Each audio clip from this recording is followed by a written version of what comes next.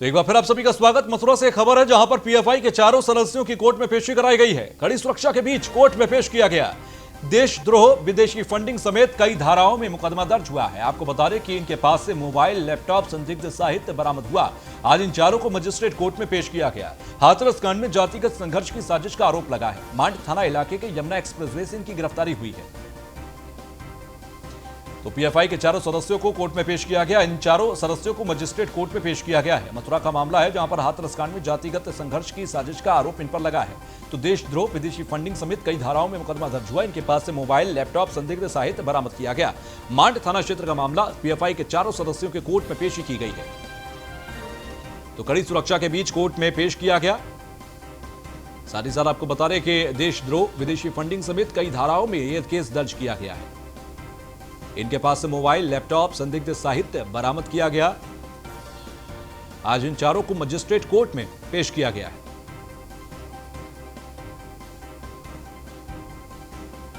तो हाथरस कांड में जातिगत संघर्ष की साजिश का आरोप इन पर लगा है। मांड थाना इलाके के यमुना एक्सप्रेसवे से गिरफ्तारी इनकी हुई है। देशद्रोह, विदेशी फंडिंग का मामला है। पीएफआई के चारों सदस्यों की कोर्ट में पेशी रही।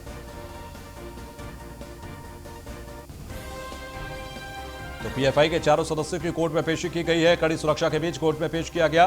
देशद्रोह, विदेशी फंडिंग समेत कई केस इनके ऊपर दर्ज हुए हैं। इनके पास से मोबाइल, लैपटॉप, संदिग्ध सामान बरामद किया गया। तो आज इन चारों को मजिस्ट्रेट कोर्ट में पेश किया गया है। इनके पास से मोबाइल, लैपटॉप, संदिग्ध सामान बरामद किया गया। तो हाथरस कांड में जातिगत संघर्ष की साजिश का आरोप लगा है। मांड थाना इलाके के यमुना एक्सप्रेसवे से इनकी गिरफ्तारी की गई है। तो मांड थाना क्षेत्र से इनकी गिरफ्तारी हुई थी और आज कोर्ट में पेश किया गया। उसी दौरान की देखिए तस्वीर हम आपको दिखा रहे हैं जिस दौरान इनको कोर्ट में पेश किया गया। मथुरा के कोर्ट के अंदर इन्हें पेश किया गया। पीएफआई के चारों सदस्य हैं, सीएफआई से इनका कनेक्शन है। तो पीएफआई के चारों सदस्यों की कोर्ट में पेशी हुई है। इनके पास से मोबाइल, लैपटॉप, संदिग्ध साहित्य बरामद किया गया है।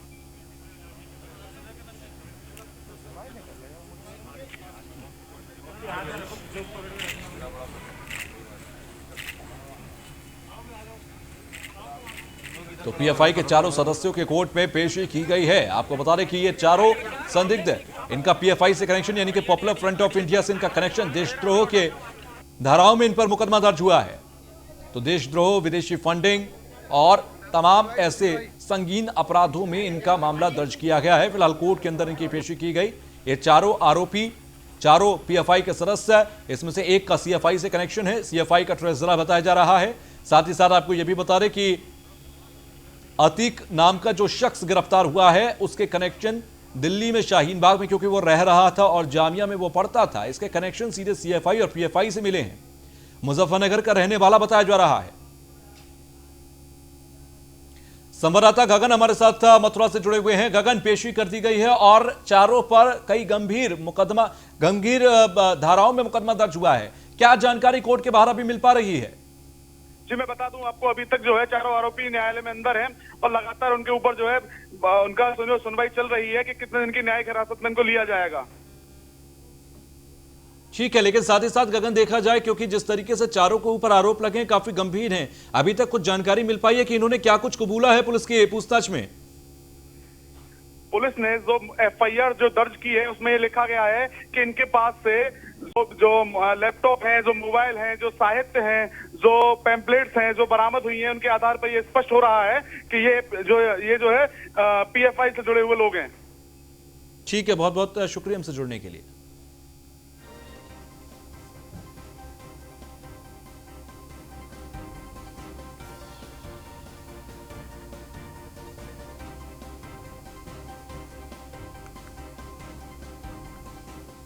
खबर लखनऊ से, जहां पर हाथरस के बहाने दंगे की साजिश रची जा रही है। ईडी की जांच में बड़ा खुलासा हुआ है। जातीय हिंसा फैलाने के लिए 100 करोड़ की फंडिंग हुई। मॉरिशस से दंगों के लिए भेजे गए थे 50 करोड़ रुपए और पीएफआई के पास दंगा भड़काने के लिए 50 करोड़ आए थे। मथुरा से पुलिस ने की है पीएफआई के 4 सदस्यों की गिरफ्तारी। तो जातीय हिंसा फैलाने के लिए 100 करोड़ रुपए की फंडिंग हुई।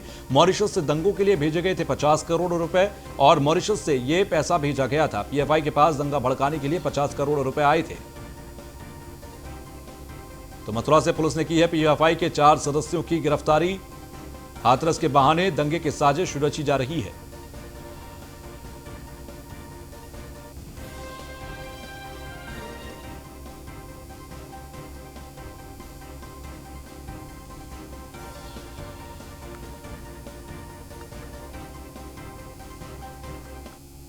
तो वहीं सीएम योगी आदित्यनाथ ने विपक्ष पर बड़ा हमला किया। आज लोग विभाजनकारी षड्यंत्र रच रहे हैं, सभी नमूनों के षड्यंत्र सामने आ रही हैं, किसी भी षड्यंत्र को कामयाब नहीं होने दिया जाएगा। कोरोना काल में ये सभी षड्यंत्रकारी घर में छिपे हुए थे, अब ये षड्यंत्रकारी बेनकाब होंगे।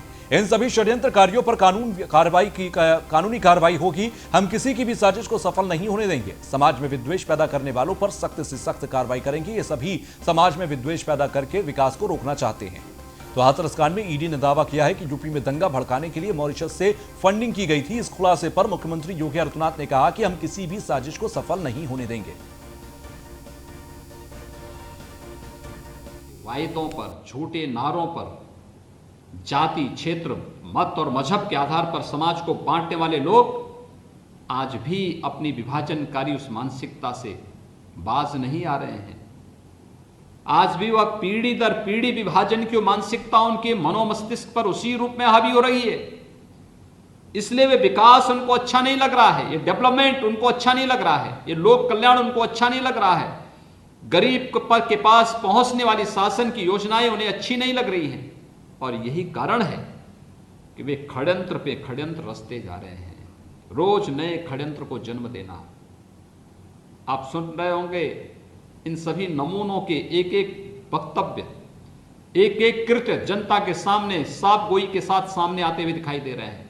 कोई कह रहा है फलानी जगह हम दंगा कराएंगे जाति के आधार पर, कुछ लोग उधर से मरेंगे, कुछ लोग इधर से मरेंगे, हमारे नेता आएंगे उसके बाद जाकर के राजनीति करेंगे। यानी एक गरीब की लाश पर राजनीति करने वाले इन चेहरों को पहचानिए तो देश के लिए और समाज के लिए कितनी विकृत सोच के साथ ये काम कर रहे हैं, कितनी बड़ी साजिश कर रहे हैं। जहां सरकार विकास कर रही हो, केंद्र सरकार लोक कल्याण के कार्य के साथ लगी हुई हो, कोविड-19 से जूझते हुए भी पूरी मजबूती के साथ एक एक कार्य जनता जनार्दन को समर्पित कर रही हो, वहां पर ये लोग षड्यंत्र कर रहे हो। आपने देखा होगा कोरोना कालखंड में इनमें से एक भी चेहरा जनता के बीच में नहीं था, गरीब के बीच में नहीं था। ये सब चेहरे लॉकडाउन के दौरान अपने अपने घरों में अपनी जान बचाने के लिए मुंह छुपाए बैठे थे, लेकिन षड्यंत्र करने के लिए जैसे ही अनलॉक की कार्रवाई हुई, इनके षड्यंत्र प्रारंभ हो गए और उनके षड्यंत्रों के माध्यम से गरीब की योजना, गरीब के लिए आने वाली योजना को कैसे चट करना है, जब उसमें इनको अवसर नहीं मिला तो उन्होंने अपने षड्यंत्र का जाल का विस्तार ऐसे कर दिया कि गरीब के जीवन के साथ ही खिलवाड़ करना प्रारंभ कर दिया। और एक लगातार ये चल रहा है। लेकिन याद रखना, उत्तर प्रदेश और देश आज जिस स्थिति में है, सबको सुरक्षा और सबको सम्मान देने के इस अभियान को हम मजबूती के साथ आगे लेकर के चलेंगे। किसी की साजिश को सफल नहीं होने देंगे, किसी गरीब के भविष्य के साथ खिलवाड़ करने की इजाजत किसी को नहीं देंगे।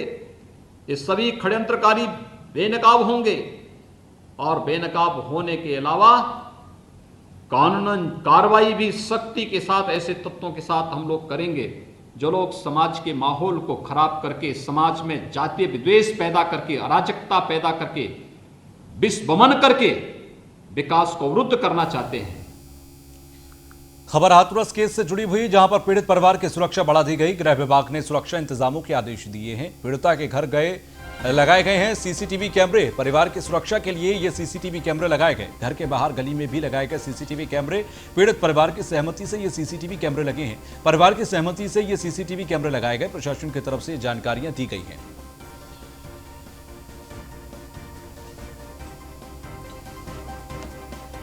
तो आपको बता दें कि गृह विभाग ने दिए सुरक्षा के कड़े इंतजाम करने के निर्देश और ऐसे में सीसीटीवी कैमरे हाथरस में पीड़िता के घर के बाहर और गली के बाहर लगा दिए गए हैं। पीड़ित परिवार की सहमति से ये सीसीटीवी कैमरे लगे हैं। तो पीड़ित परिवार की सुरक्षा बढ़ा दी गई है और परिवार की सहमति से सीसीटीवी कैमरे परिवार के सुरक्षा के लिए पूरे घर के आसपास और गली के आसपास लगाए गए।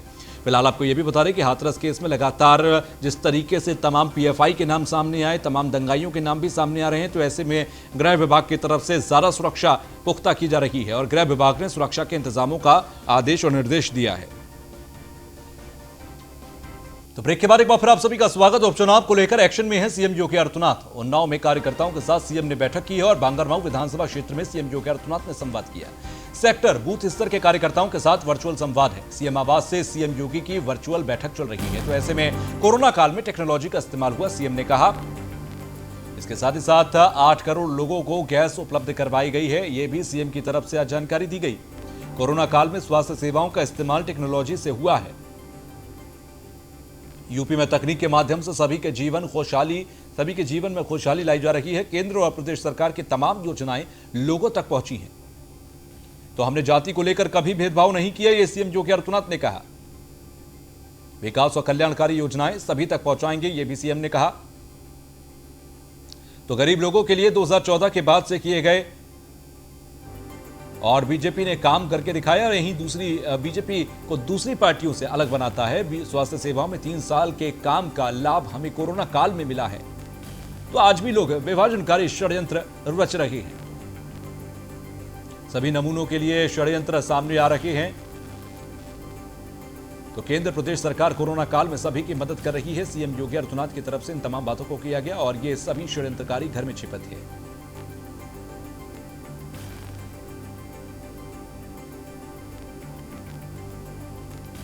मुझे आज प्रसन्नता है कि आज ये वर्चुअल संवाद का एक अवसर आप सबसे करने का मुझे अवसर प्राप्त हो रहा है।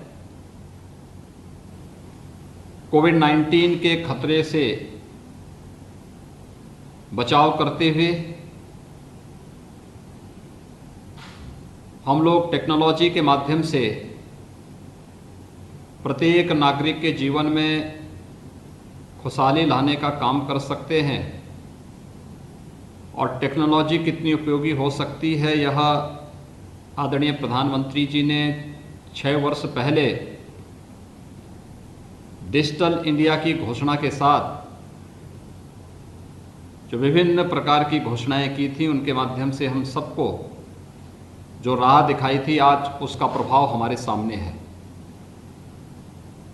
आप याद करिए, जब जीवन में टेक्नोलॉजी का क्या महत्व है, इसके बारे में प्रधानमंत्री जी कहते थे। और पिछले 6 साढ़े 6 महीने से पूरा देश और पूरी दुनिया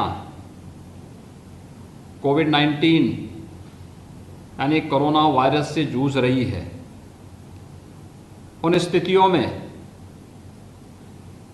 तकनीक का उपयोग करते हुए न केवल संवाद के लिए बल्कि समाज के अंतिम पायदान पर बैठे हुए व्यक्ति तक शासन की योजनाओं का लाभ पहुंचाने के लिए भी कितना बड़ा कार्य हुआ है, आप सब ने महसूस किया होगा।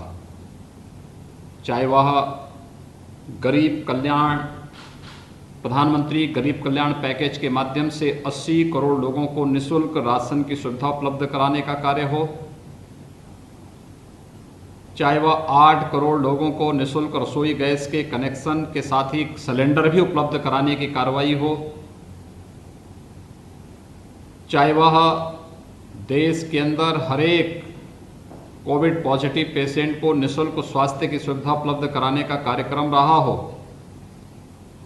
या फिर आत्मनिर्भर भारत के अंतर्गत नौजवानों के लिए, गरीबों के लिए, किसानों के लिए, महिलाओं के लिए, समाज के अन्य विभिन्न तबकों के लिए विभिन्न प्रकार की योजनाओं के माध्यम से उनके आर्थिक स्वावलंबन का मार्ग प्रशस्त करने का कार्यक्रम हो, ये बखूबी देश के अंदर हुआ है। आप सब जानते हैं कि अगर टेक्नोलॉजी नहीं होती तो हम प्रदेश के अंदर 50 लाख से अधिक जो डेली कमाने वाले लोग हैं, स्ट्रीट वेंडर हैं, ठेला रेहड़ी खोमचा लगाने वाले, निर्माण श्रमिक हैं, पल्लेदार हैं, कुली हैं, इन सभी को भरण पोषण भत्ता नहीं दे पाते। इनके अकाउंट खोले गए थे जनधन योजना में, इनकी सूची जैसे ही मंगाई, एक क्लिक करके इनके अकाउंट में पैसा पहुंच गया। 87 लाख वृद्धजन, निराश्रित महिलाएं यानी विधवा महिलाएं, दिव्यांगजन, इन सबके अकाउंट में एडवांस में धनराशि उपलब्ध कराई गई। प्रधानमंत्री गरीब कल्याण पैकेज के अंतर्गत इन्हें 1,000 रुपये की राशि अतिरिक्त दी गई, लेकिन ये पैसा डीबीटी के माध्यम से उनके खाते में गया। वो जमाना गया जब इस देश के एक पूर्व प्रधानमंत्री इस बात की लाचारगी व्यक्त करते थे कि 100 रुपया भेजता हूं लेकिन गरीब तक केवल 10 ही रुपया पहुंचता है। ये 90 रुपया एक दल विशेष के लोग हजम कर जाते थे, लेकिन प्रधानमंत्री मोदी जी ने टेक्नोलॉजी के माध्यम से अगर 100 रुपये भेजने का कार्य कर रहे हैं तो पैसा गरीब के खाते में जा रहा है। ये है टेक्नोलॉजी का महत्व। 2 करोड़ किसानों के खाते में अकेले उत्तर प्रदेश के अंदर समय से प्रधानमंत्री किसान सम्मान निधि का धनराशि उपलब्ध। तो वहीं लखनऊ के अंदर नहरों की सफाई को लेकर एक समीक्षा बैठक की गई। जल शक्ति मंत्री डॉक्टर महेंद्र सिंह ने ये की है समीक्षा बैठक। नहरों की सफाई को लेकर सिंचाई विभाग में कवायद तेज हो गई है। विभाग के प्रमुख अभियंता सीचपालों तक को हाई अलर्ट पर रहने के निर्देश दिए गए। महेंद्र सिंह ने 6 मुख्य अभियंता संगठनों के कार्यों की समीक्षा की। लापरवाही से काम करने वाले अधिकारियों पर कार्रवाई करने के निर्देश दिए गए। उन्होंने अपनी तैनाती स्थल से गायब रहने वाले जिलेदार, सीचपालों और पतरोल के साथ साथ इन सभी के खिलाफ एफआईआर दर्ज कराकर उनके बर्खास्तगी की कार्रवाई के निर्देश दिए। साथ ही कहा कि सभी क्षेत्रों में टेल फीडिंग और जहां पानी की कमी रहती है उनको चिन्हित कर किसी अन्य जल स्रोत या स्थानीय नदी से अतिरिक्त जलापूर्ति किए जाने से संबंधित ठोस प्रस्ताव तैयार कर 15 दिन के अंदर प्रस्तुत किए जाए, इस बात को कहा।